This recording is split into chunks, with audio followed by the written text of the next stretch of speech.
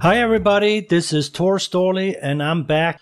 And in this video, I thought I'll take a look at how to put delimiters into a CSV file. I have worked in the corporate world for 20 plus years and I have seen a lot of strange stuff when it comes to saving files and receiving files and working with files, and particularly in CSV files. And you'd be surprised of how people are coming up with how to save a file and how to use a file.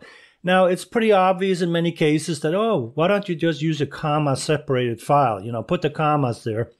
Or put a pipe in there. That's very common too. Well, sometimes you have a lot of text information that goes into these files, and somehow there might be things in the text. For example, quotes is one thing, and it could separate like a text string into two fields, for example. Another case is that when somebody outside your control is trying to select a certain delimiter because they might be working with problematic data that might be coming from some kind of data source that produces a lot of weird characters, it's not so simple anymore. And in this video, I want to give you an idea what I'm talking about and things that I actually seen and had to work with. You'd be surprised. People will throw anything at you and you got to deal with it. So let's get started. Okay, so I have this file. There's like just the movies. The file is not important, but I have this movie file. There's about 1,200 records in it. So let me just select this and widen it a little bit so you can see what it says. All right, so here you can see you have some title here, and you have the release date, the runtime, and so forth. The data is not important. It's the delimiter we care about. So as you can see, this file here is in Excel, but I'm interested in saving it as a CSV file. All right, so what I'm going to do is I'm going to say save as. I'm going to go and browse, and I want to save it as a regular file like this, a CSV file. And what I do is I choose the type, and you should have a choice when you select this. I normally save it as a CSV, comma, delimited CSV like this.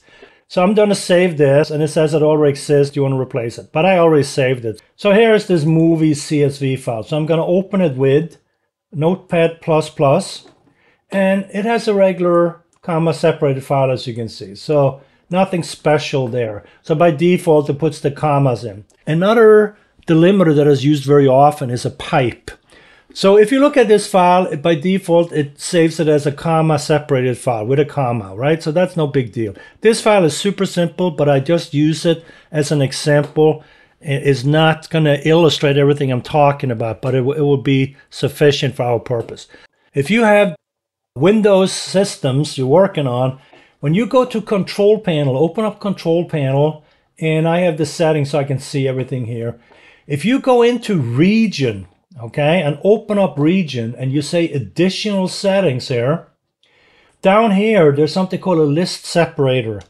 If I wanted to, if I don't want the default to be a comma, I can change that. So I'm putting a pipe in here now. So now my default will be a pipe. I'm going to apply that and say OK, and say OK. So here you can see I open up the movies file one more time in Excel. And in this case, what I want to say is I want to save as, again, browse, and I want to put it into this temp folder again. So let me go and select that. So here is the temp folder. I don't want to save it as Excel. I want to save it as a comma separated delimited file. So what I can say is, okay, just go ahead and save it. So it's going to ask me if I want to save it. I'm going to say yes. And I'm going to close Excel. I'm going to go in to that location. And if you look now, here is that location. And I'm going to open this with Notepad++. And notice there's no commas here now. There's pipes. And why is that? Well, because I went through the Control Panel, I went into Region and Additional Settings, and I went into the List Separator. I replaced the comma with a pipe. So in a global sense now, whenever I open Excel and try to save it as a comma separate file, it will use this separator by default.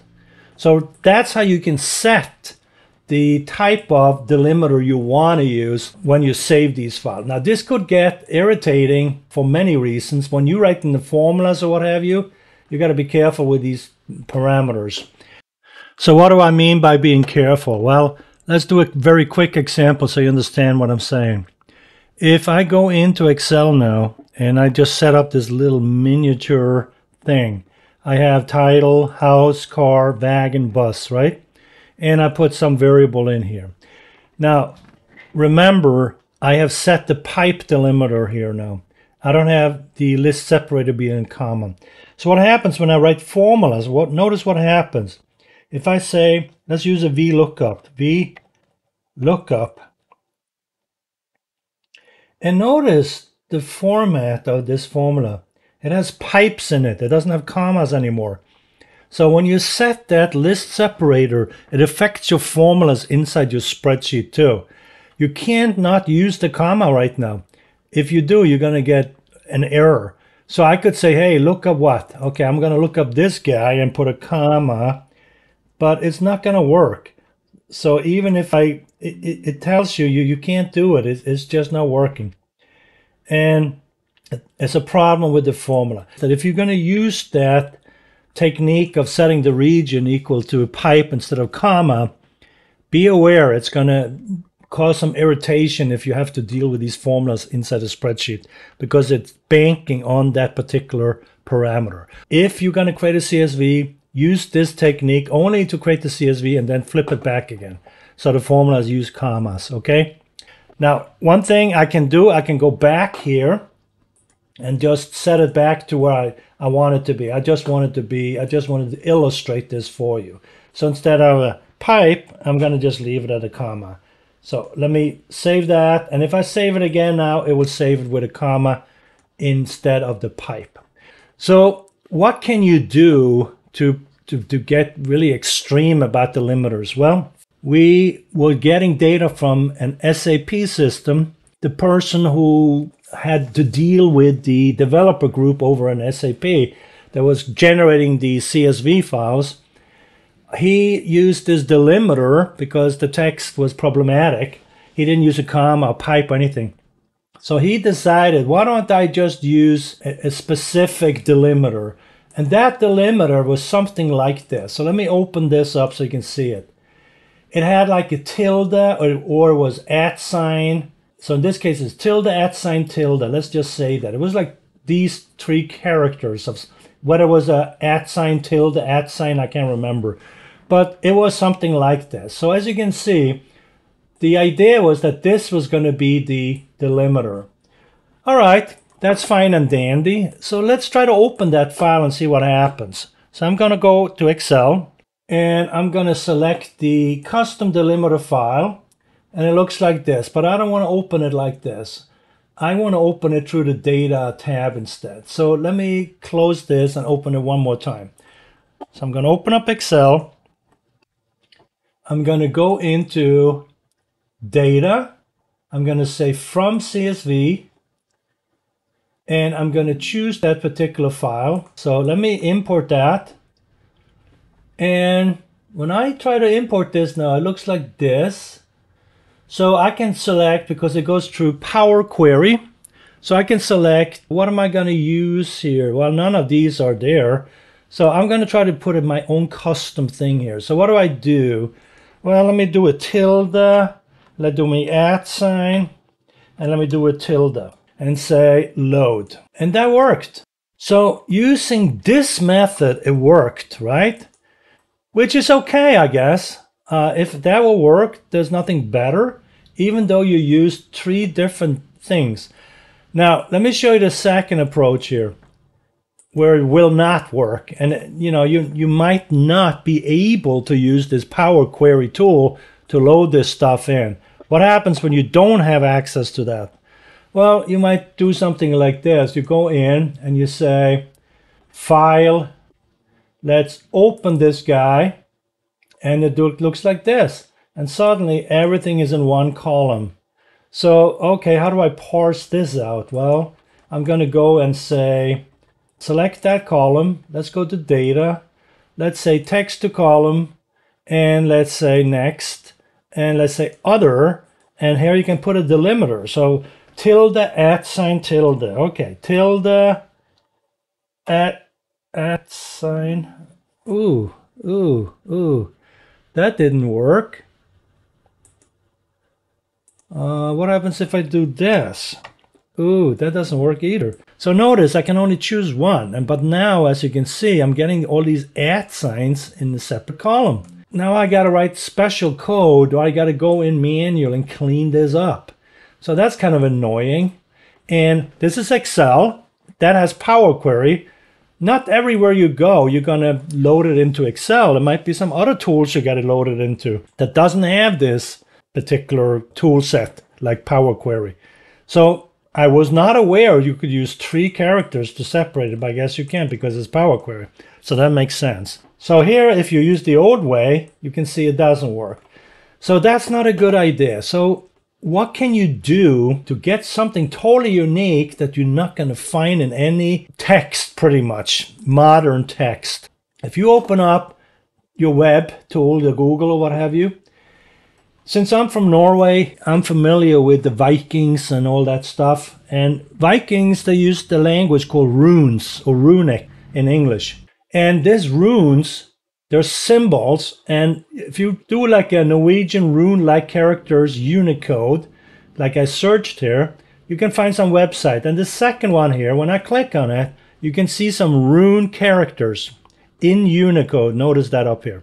And when I look at these characters, I say, okay, that's kind of cool. I don't think I'm going to find these in a modern language. For example, if I choose this weird guy, I don't think there's an English character or any language character that looks like this. If I choose this one because I'm producing spreadsheet or files in English, for example, chances are I'm not going to see something like this. So here you got a Unicode number and HTML code. So I can copy that.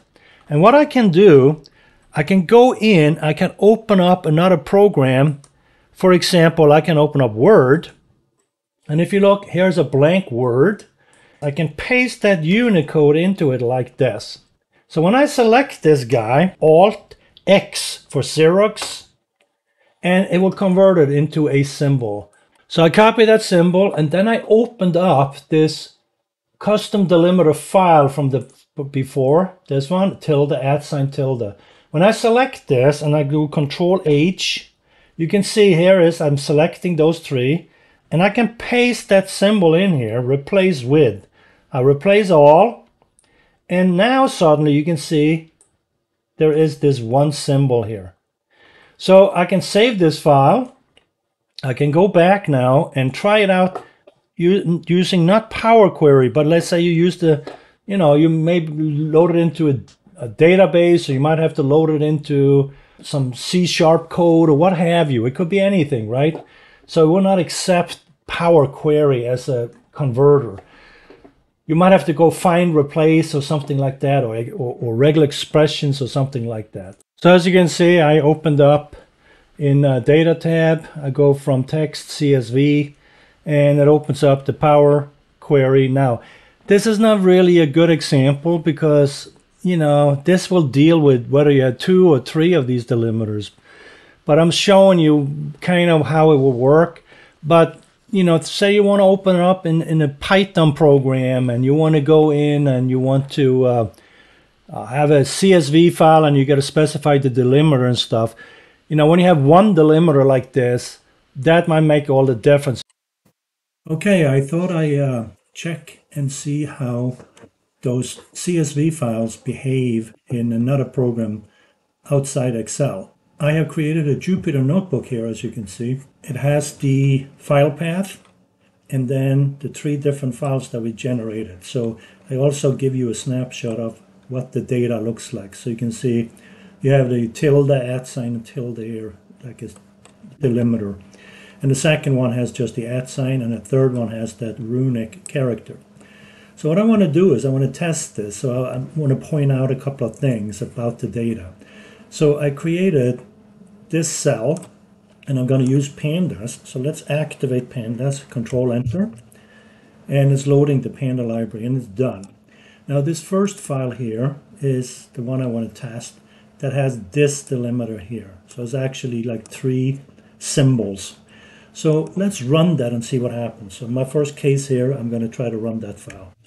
So I hit enter, and judging from the color below, it doesn't look too good. Something went wrong.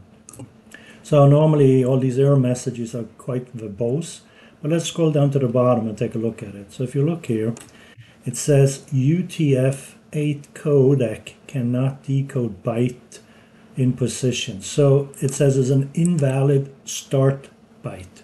Okay, so that didn't work. So let's try to fix that. All right, so what I want to try now is I'm going to load the same file, but I have a couple of cases here. So let me comment this out, and then let me comment the next one, uncomment the next one. So the only difference now is I'm adding this engine to it with the word Python. Now the default is C. So in other words, if I make this C here, let's just run that and see. So if I run it now, you can see that at the bottom here, the C engine does not support regex separators. So in other words, because there's 3 delimiters really in this one delimiter symbol here, there's 3 of them, C engine will not take it. So even if we change it now to Python and run it, we still get an error. And why do we keep getting this error? Okay, well, it tells us the same error message again. So that didn't work either. So let's try one more thing. What about the encoding? Let's try to see if we can fix the encoding. Now we know it's a UTF file, but it depends on what kind of encoding it is. So now I'm going to try to load it with the C engine again, but I'm going to use this encoding, and I'll get back to this in a second. So let's run that and see what happens. Still an error, so that didn't work either. Well, we kind of know by now that the C engine doesn't allow more than 1 delimiter. So when I look at the bottom here, sure enough, it tells you the C engine does not support regex separator. So it thinks it's a regex because it has 3 characters in it. So to get around this thing here, what I want to do is I want to use the Python engine, and I want to set the encoding to be this ISO 8859-1. So let's run that. And sure enough, now it took it. So as you can see, it produced the data, and it put it into a data frame using a pandas data frame. So that worked now, even though it has 3 delimiters. All right, so that's the first use case. So let's start the second one. But before I do, I just want to give you a reference to where you can look up more information about this. So let me open up my website here, and if you want to get some more information about this ISO 8859-1, it says that for the Unicode block, also called Latin 1, it's interchangeable. So we can use either the Latin 1, because in Python call it Latin 1 for this particular encoding. You can also use this one. So whichever you want to use. So you can read up about this, and let me get back to my code so we can continue. So as you can see here, I use it interchangeable. Here's a Latin 1, and here I use this one. So you should be able to use either one of those. So let's try a second use case now. This is this delimiter 1 file, and this one has only 1. It is that @ sign. That's the delimiter. So let's try to run that and see what happens. So I'm going to just run it as is and see if it actually works. So I'll make sure we have the right file, and this is the right delimiter. So I hit Control Enter, and I'm getting an error again. So I didn't like that. So when I look down here, it tells me UTF-8 codec cannot decode. So I'm getting the same kind of error messages over and over here, it looks like. So even if I make one more change to it and say add the engine equal to Python, so because by default we use the C engine. So when I run it now, you still get the error, and it says probably the same thing. Yeah, so you get the same error message again. So that is not what we want. So let's try a third approach here by actually specifying the encoding. So now I'm setting it to Latin 1, which is equivalent to this one. So let's try it with both so you can see it. First I'm going to run it with Latin 1, then I'm going to run it with this ISO 8859. So let's run it with Latin 1 first. Hit enter, it worked. You can see the data frame right below here, right here. And let's try the other one. So I'm going to uncomment this and comment this. Run it, it worked again. So now let's try our final example here, which has that runic character, and that's this one, this Delimiter2 file. So let me activate the Delimiter2 file. So here I'm going to do this. So I'm going to make the encoding UTF-8. I'm going to use the Python engine and try to run this. So as you can see, let me move this file over. This file here is the runic character, and that's the Delimiter2 file. If I go to, I'm in Notepad++, if I go to encoding, notice it's set for UTF-8. So I'll save it as a UTF, Control S for saving it. And when I go back to my code now, and I'm setting it to be UTF-8, and I try to run it, sure enough, it works fine. So it took that one. Now if I make it a C engine here, and try it again, now I'm getting an error, because it for whatever reason, this decoding here doesn't work with a C engine. But it works in Python. By setting that back again to Python, it will work again. So here it is. Another thing we could do too is I could set this to 16. And I'm getting an error now because I set it to, it's not saved as 16. So if I wanted to use 16 for whatever reason, I will have to go in to the encoding here and set it maybe to this particular encoding here. So if I set it like this and save it, okay, so now I saved it, and I go back to my code and I try to run it again, and now it's going to be 16, UTF-16. Sure enough, it works again. So it's all a matter of how you set up the encoding, and whether you use the C engine or Python. This is true for Python, though I don't know whatever other program how they will work. If you want some more information about the difference between UTF-8 and 16, you can read up on here, and UTF-16 will have more characters that can decode, if you will, encode and decode. So this one, if in doubt, you can always set it to 16 and try it that way and see if it actually takes it. Now, finally then, I want to just point out one more thing you could do to try to figure this out. Instead of trial and error like I'm doing here, down here, I wrote a little description about what the C engine does and what the Python engine does. And you can read that here. And also I'm given some information about the ISO 8859-1. So make sure you take a look at that versus the Latin one. But you should also be able to find that in those web pages I showed you. So I'll make some, in the description of this video, I'll put those links in my descriptions. Now here is this pretty much the same thing, but the difference here is that I'm actually dynamically finding out the encoding. So in order to do that, you can use this with open file path, okay? And you can call it like this as raw data, set it equal to this char det, meaning char determination or something, I guess. I'm not sure what it stands for. Detect whatever the file type is and read some characters out of it. So I'm going to try this method here to actually try to figure out the result of this. So if you look here, I'm calling up on this result here, this variable, meaning the output of this, and I'm looking for the encoding, and this is the one I want to put into this. So let's run this final one here now, and which is the runic character, okay, and let's see what happens.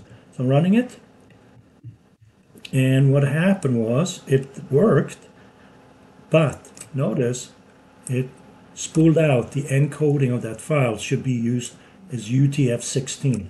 So that's what this result came back at. So that one loaded okay now because it's using UTF-16.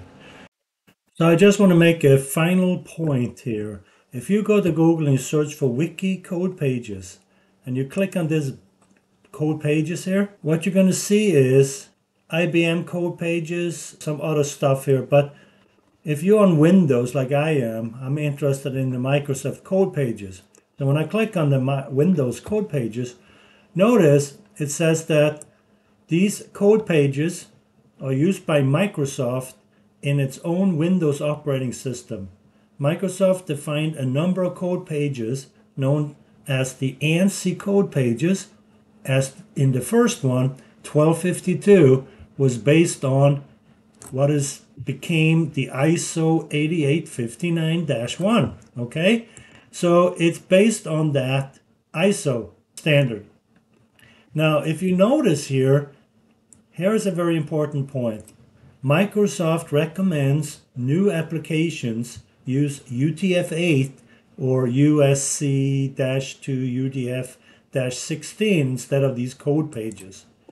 So if you save your files as UTF-8 and you make sure your encoding can be recognized when you import your file, you should be okay. But as you can see here, there's all kinds of code pages involved here. So this goes back a long time. So again, you got to be careful whenever you save your files and make sure you know what encoding you're using, and make sure that wherever you're going to import your file into understands whatever the encoding of your file is. As you can see, there's a lot of different variety here. If you like this video, let me know and by giving me a like. And if you do like it and you see more videos of mine, please consider subscribing to my channel. I'll appreciate it a lot. Thank you so much.